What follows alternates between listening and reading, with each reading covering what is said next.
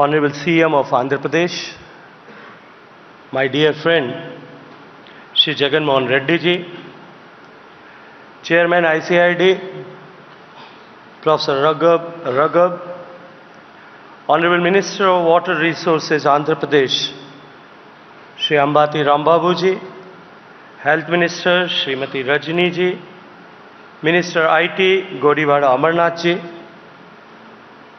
Chairman Central Water Commission, Shri Kushwinder Vora ji, Secretary General of ICID, Mr. A.B. Pandya ji, my colleague from Government of India and various state governments, delegates from different parts of the world, ladies and gentlemen. I am truly honored to address this distinguished gathering at the 25th International Congress of ICID.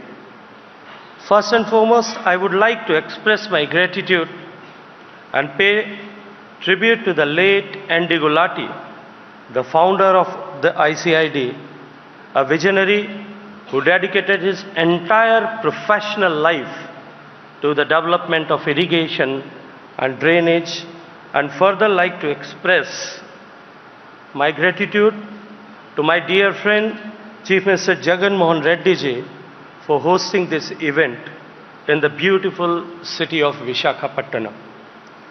India truly believes in the concept of universal brotherhood and collective wisdom, and always contributed for betterment of humankind. India has always played an active role in such collaborative scientific endeavors. India has been hosting the Secretariat and headquarters of ICID in New Delhi ever since its inception. And for many of Indian government officials and experts, it has been a prestigious organization to work with. The theme of this Congress, Tackling Water Scarcity in Agriculture, addresses the pressing concern which affects us all, and we are committed to address it through multifaceted approach. As we reflect on India's progress since independence, it is evident that we have come a long way in water sector. As a founding member of ICID, India has actively participated in shaping the global discourse on irrigation and drainage engineering. It's a well-established fact that irrigation can enhance agriculture productivity by increasing crop yields, improving crop quality, extending the growing season, reducing the risk of drought, and enabling crop diversification. However, unplanned irrigation also poses some inherent threats to agriculture, such as increasing waterlogging, soil salinization, soil erosion, nutrient leaching, etc. Therefore, proper planning, design, implementation and monitoring of irrigation infrastructure, along with adapting best agricultural practices, is essential for optimize its benefits.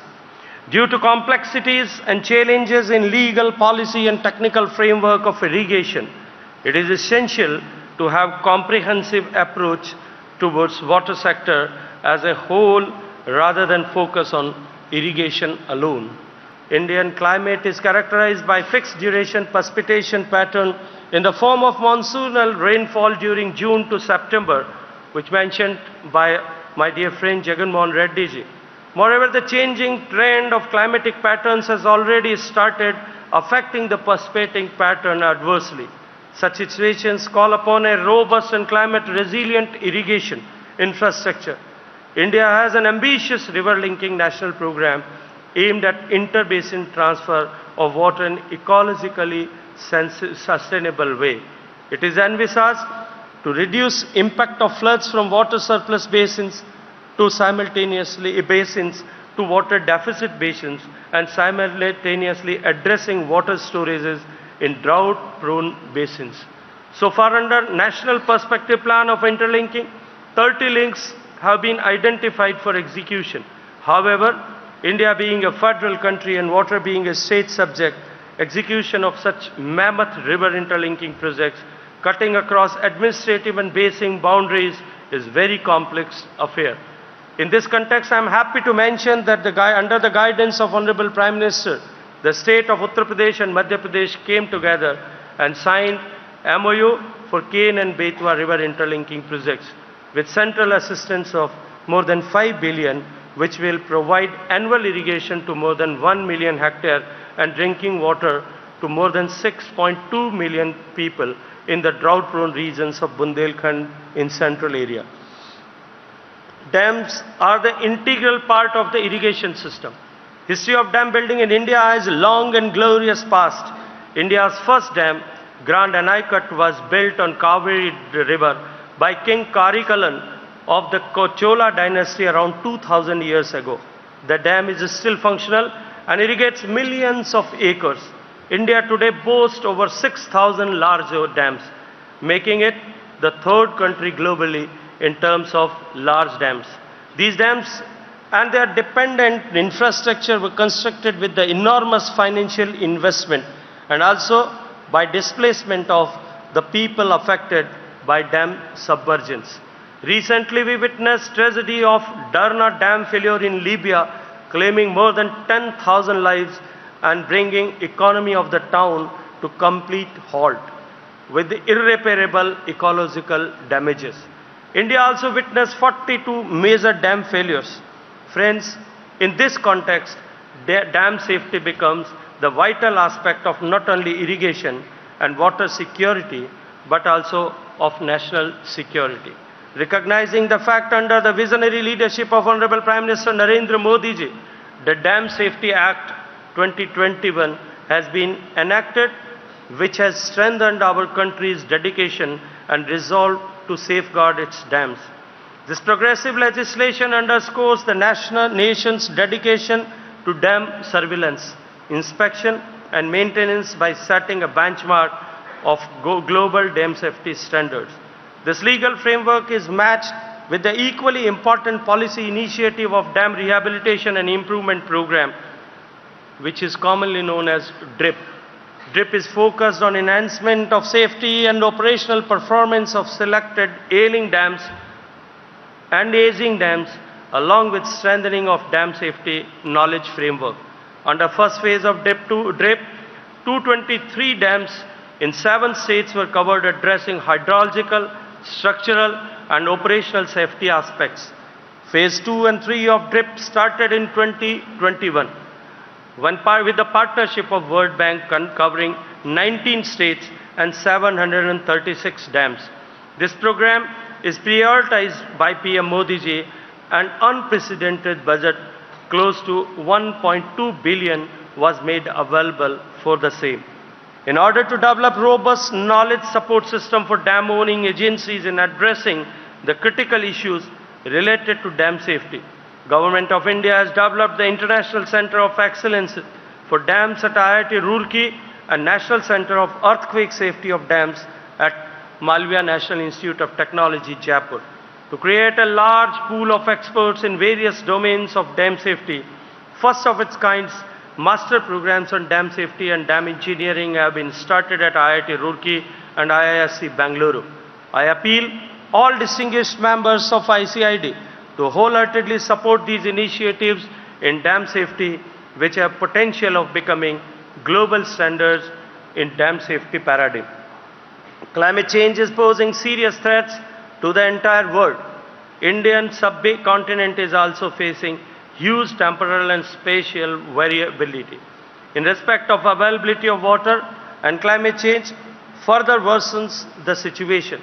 Climate change will make hydrologic events more unpredictable and lead to more frequent occurrence of hydrological extremities like floods and droughts.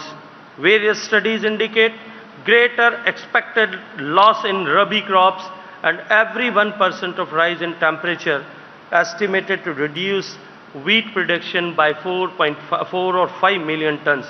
Collectively, the impact of climate change, continuous rise in population and deterioration in water quality due to various anthropogenic factors could affect the Indian irrigation sector. India being the second most populous country, seventh largest country by area, and the fifth largest country economy, but having only 4% of the freshwater resources of planet, is actually aware of our role in addressing the issue. Considering these potential threats, Prime Minister's National Action Plan on Climate Change has been continuously making various mitigative and adaptive climate resilient interventions. National Water Mission and National Mission for Sustainable Agriculture are the core of NAPCC.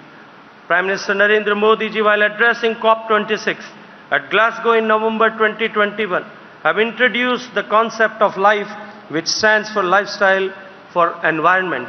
Soon this concept was followed into action agenda with the joint launch of Mission Life by UN Secretary General Antonio Guterres along with PM Modi in October 2022. Water sector is the heart of Mission Life, which aims the pro-planet people and call for individual as well as community actions apart from government interventions in addressing issues of climate change. Through various global initiatives and recently through G20 engagement, India have demonstrated our dedication to sustainable water management practices. This 25th National Congress on Irrigation and Drainage provide unique platform for us to share significant development in irrigation and drainage engineering. I urge all the participants and delegates that let us work toward tackling water scarcity in agriculture and ensuring sustainable future for generations to come. I extend my heartfelt gratitude to all the participants, organizers, and partners for their contribution in making this Congress a resounding success. I once again thank Government of Andhra Pradesh and request all of you present here to think this sector holistically, and I am sure that with the rich experience of the people gathered here from all around the world and from all around the country, will certainly going to improve and contribute for water security, not only in our country, because this is such a time when we have to work in unison, think together, act together, and build a safe future for the coming generations. Thank you very much.